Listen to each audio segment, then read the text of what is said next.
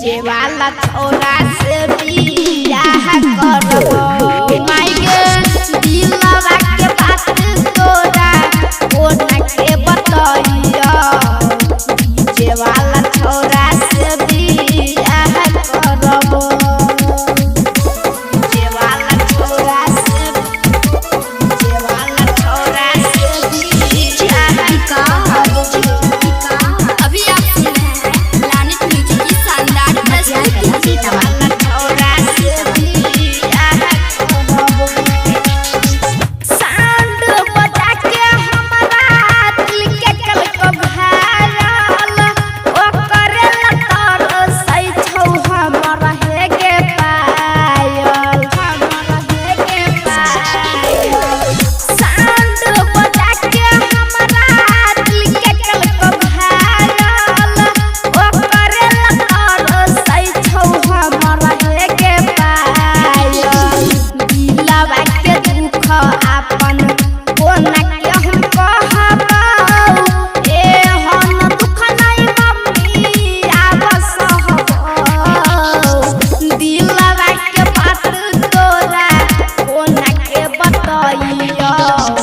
DJ वाला छोरा से बियाह करबो।